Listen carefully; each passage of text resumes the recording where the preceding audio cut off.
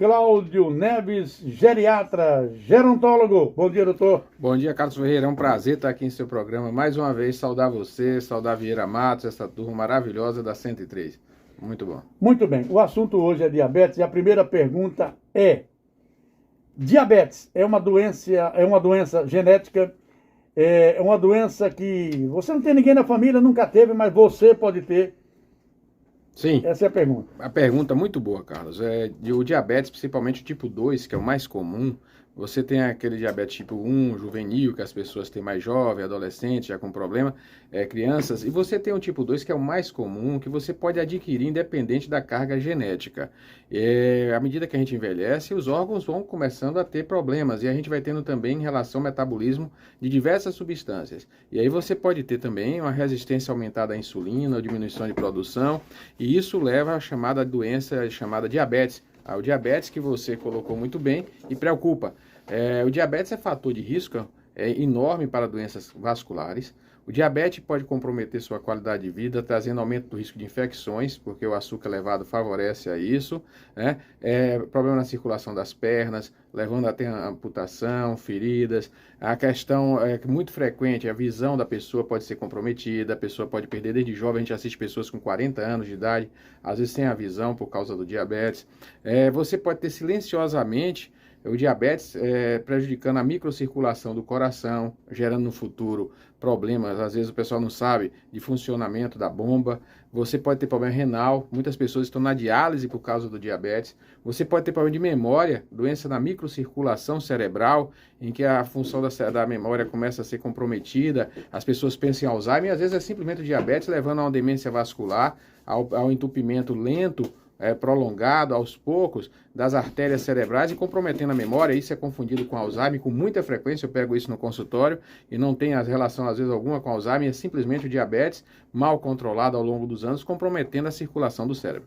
Como é que isso acontece? Antes que você me pergunte. Se você, para dar um exemplo simples, gente, se você pega, dona de casa está ouvindo, o pessoal está ouvindo, que faz caramelo, faz doce, se você pega leite, que é proteína, coloca no fogo com açúcar, o que é que acontece? A proteína do leite com açúcar e com calor, ela vira caramelo. É a base do bombom do caramelo. É a proteína com o açúcar e o calor.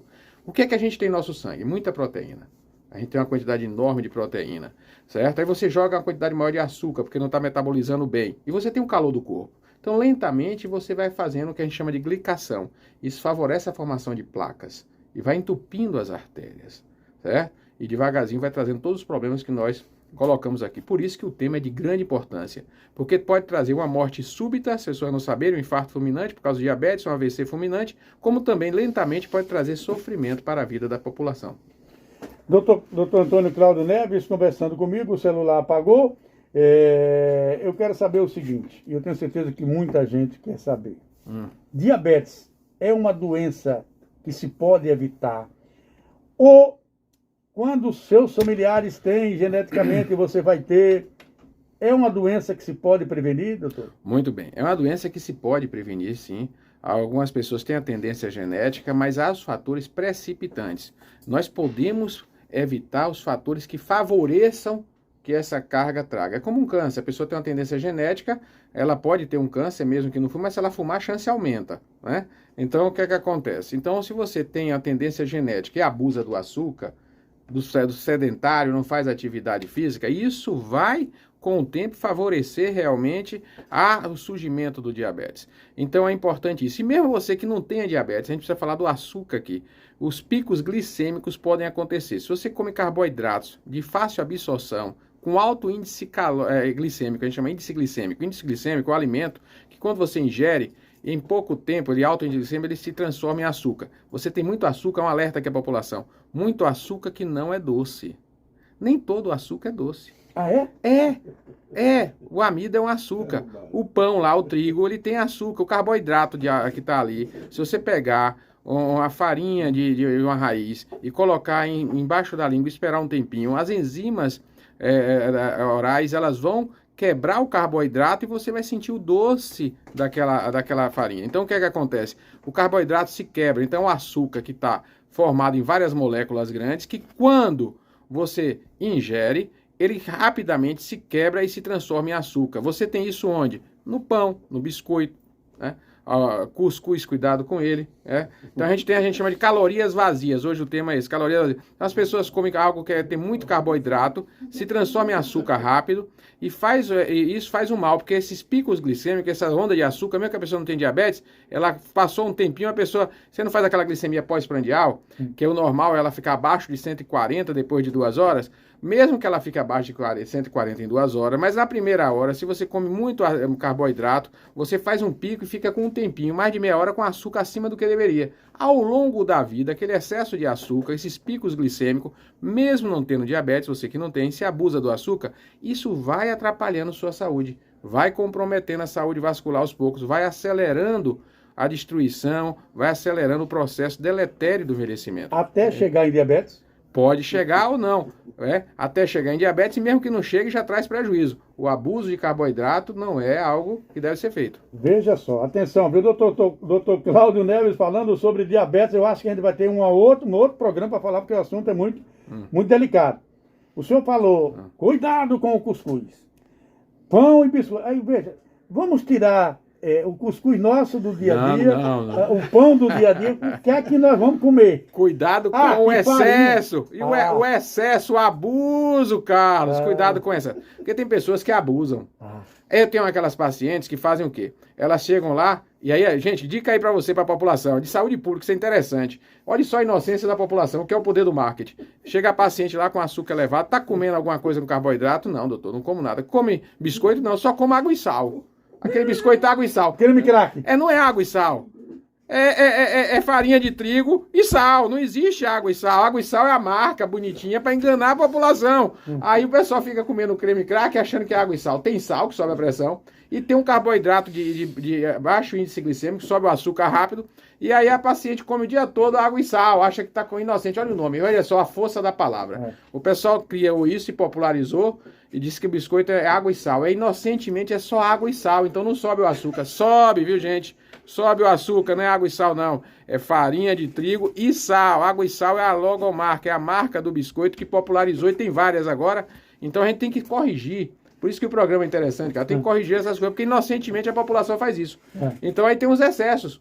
Ao invés de comer uma maçã, comer uma fruta de baixo índice glicêmico, o pessoal fica comendo biscoito o dia todo. Isso vai subir o açúcar. Principalmente o biscoito recheado. E esse então nem se fala. Esse aí é terrível. Esse aí é o recheio da morte. Gente, esse daí vai entupir tudo. Gordura hidrogenada com açúcar. O pessoal bota aquela gordura que não vale nada, mais barata possível, enche de açúcar e bota um corante barato.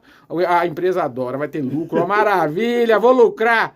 E o pobre, coitado, vai ter que gastar dinheiro com caixão. Doutor Cláudio Neves, chegando aqui no nosso WhatsApp, a primeira pergunta para o senhor, que pena, né? No instante passa o tempo, tá ouvindo...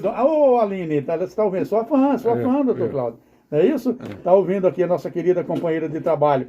Pergunte ao médico se procede que, em determinada idade, a pessoa diabética vai deixando o desejo sexual de lado.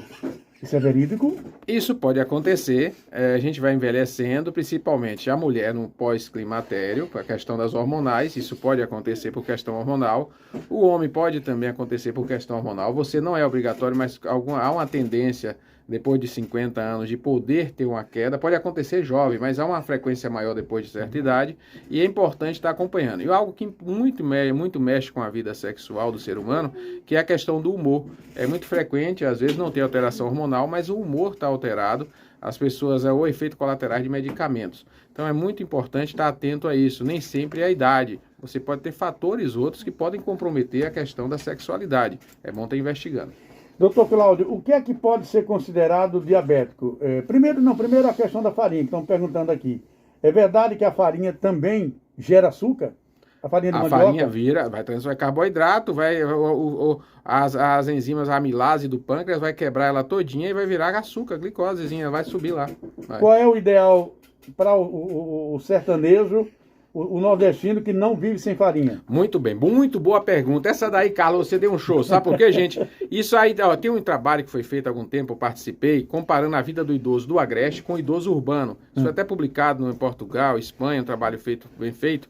E aí o que é que acontece? Esse trabalho mostrou a diferença do estilo de vida do cidadão que mora na zona rural da zona urbana. Então, gente, é diferente aquela pessoa idosa que acorda pela manhã na zona rural, vai caminhar o dia todo com atividades rurais, carregando material, produtos, carregando ferramentas, passa mais de 8 horas em atividade, muitas vezes intensa. Temos idosos assim, vai ter consequências, às vezes, desgaste de dores na coluna, a gente mostrou isso no trabalho científico, dores articulares, desgaste articular, porque do excesso de atividade. Mas essa pessoa come, ingere uma quantidade de alimentos com maior quantidade de calorias, mas ela queima.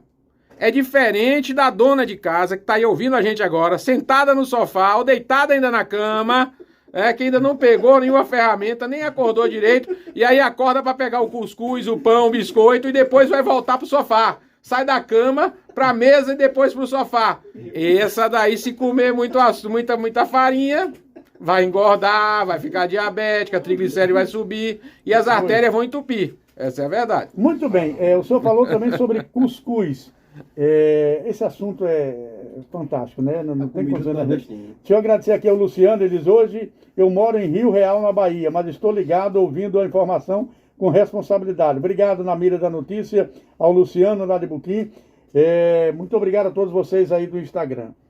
Cuscuz de arroz ou cuscuz de milho? Qual que faz mais mal? Os dois fazem mal, só muda a cor, gente. Seja, é pra gente não comer nada. Quer um cuscuz bom? Se você puder criar, deu a ideia, às vezes paciente não gosta não, faz aquela cara feia, elas não gostam. Faça um cuscuz de cenoura. Aí rala a cenoura, faz aquela farinhazinha da cenoura, vê se dá certo. Até hoje nenhuma voltou pra dizer se deu certo, Carlos. Eu dei essa ideia. Ninguém fez, Carlos. Mas o cuscuz, a pergunta do ouvinte é a seguinte: o cuscuz pode ser comido sem causar tanto mal? Dia sim, dia não? Quantas vezes na semana? O cuscuz, não, pode comer diariamente, desde que com volume moderado. Eu boto evitar cuscuz, porque às vezes as pessoas, aqueles pacientes com maior risco vascular, às vezes o ideal é não realmente ter uma restrição maior desses aí, não tem uma atividade física. Você pega uma pessoa que tem artrose no joelho, não consegue fazer uma atividade, tem uma limitação articular, não consegue fazer uma atividade aeróbica adequada, não consegue queimar aquelas calorias, aquele carboidrato, essa a gente tem que ter uma restrição maior. As pessoas que conseguem fazer uma atividade física regular podem ingerir até uma base calórica, mas não ingerir sozinho. E com o quê? Aí é detalhe, com o que acompanhando? As pessoas... Calabresa. Frita, não pode. Mas tá errado. Então aí o que acontece? Esse cuscuz, ele não vem sozinho. Aí às vezes tem gente que passa manteiga, bota não sei o quê, bota um bocado de comida gordurosa, faz um bocado de fritura para acompanhar. Aí é o cuscuz acompanhado de mais pecado. Não pode. Tá errado. Doutor Cláudio, ainda temos 1 minuto e meio. Deixa eu perguntar ao senhor o seguinte. As pessoas costumam medir a glicemia. Hoje está muito fácil, até nas farmácias consegue isso. A partir de quando ou de quanto a pessoa pode dizer: opa, acendeu a luz vermelha ou acendeu a luz amarela? A partir de 100, né? O índice hoje em dia é uma coisa muito mais importante quando você faz aquela hemoglobina glicada. A hemoglobina glicada, isso é de muita utilidade, gente. A hemoglobina glicada, ela mede a glicemia, o açúcar que está preso na hemoglobina. Isso tem uma vida média de 3 meses, essa hemoglobina, né, a hemácia. E isso vai dar uma média de como anda seu açúcar nos últimos 3 meses. E aí é importante porque você tem um valor que vai dar um resultado mais estimado. É uma média. Como a gente faz a média, o pessoal faz a média do Covid, aquela história, para ter uma noção de como vai, a média é um valor que tem uma importância maior do ponto de vista de vigilância. Então, quando você faz a hemoglobina glicada, você tem uma ideia de como está evoluindo a glicemia da pessoa nos últimos 3 meses. É diferente você pegar e fazer uma glicemia hoje em jejum e ela dá normal. Hoje ela pode ter dado normal. Aí eu pego muito paciente, o açúcar deu baixo, doutor, deu 98, deu 97, tá bom. E quando eu pego a hemoglobina glicada, ela tá em 6,2, 6,5. Quando o ideal ela tá abaixo de 5,7 em não diabético e 6 em quem é diabético controlado, para a gente ter uma segurança maior para evitar lesões em órgãos-alvos. Então, aquela pessoa que tem tendência a diabetes ou suspeita de diabetes tem que fazer a dosagem também da hemoglobina glicada. Isso é muito importante, olhar com carinho esse acompanhamento, certo? Uma pergunta do ouvinte, é uma loucura, né? Só essa, a última. Bom dia, Carlos, e a todos. São tantas as informações nas redes sociais sobre alimentação que nos deixa confusos. Pode confiar nesses conselhos das redes sociais, doutor Cláudio? Muito cuidado, tem muito conceito errôneo. Você tem no Brasil uma quantidade, infelizmente, de desemprego muito grande. Está surgindo a cada dia terapeutas e terapeutas naturais que, na realidade, não tem formação na área de saúde. Outro dia eu discuti com um engenheiro no YouTube lá, o camarada discutindo isso que eu falei mal de fritura com óleo de coco, onde tem radicais livres, ele questionando, porque não satura, não é a questão da saturação. Aí ele vende óleo de coco, aí o camarada tem consultório, faz terapia, não sei o quê. Nunca estudou o corpo humano. Sabe falar bem, tem doutorado em química, tem não sei o que, e está fazendo terapia. Então o que é que acontece? A gente está cheio de pessoas no Brasil, formadas, bem preparadas, mas não na área de saúde, virando terapeuta. E aí, para ganhar visibilidade, clientes e fazer, começam a criar histórias. Então a gente tem muito cuidado com isso, procurar informações seguras de quem está falando, porque a gente tem muitas informações errôneas, muita informação errada, e contaminando até a classe médica. Tem um médico que está ali trabalhando, pega aquela informação, ouve e às vezes não assimila direito, não reflete, e divulga e repete. Então a gente tem que ter cuidado com isso. Eu tenho até alertado isso dentro da sociedade médica. O certo é procurar o médico. Procurar o médico. E estudar e participar e questionar e levar o médico suas dúvidas, é bom estar estudando também. Muito bem. Muito obrigado ao senhor. Na próxima semana, obrigado aqui ao Elton, oficial, obrigado, Elton. Na próxima semana esse assunto continua, porque tem muita pergunta aqui no Instagram, uma loucura aqui de perguntas. Então, essa questão da diabetes a gente continua falando na próxima terça-feira. Ok, vamos falar sobre diabetes, é de muita importância, atinge um percentual alto da população e traz um mal silencioso e compromete a vida de muitas pessoas e o tempo de vida também. É um tema muito importante. Obrigado pela oportunidade, que Deus nos acompanhe sempre, fé sempre é nosso lema, junto com Carlos Ferreira aqui nesse programa. Exatamente, Dr. Cláudio Neves, gerontólogo, geriatra, palestrante, estudioso, homem extremamente antenado com as coisas da saúde. Muito obrigado a todos.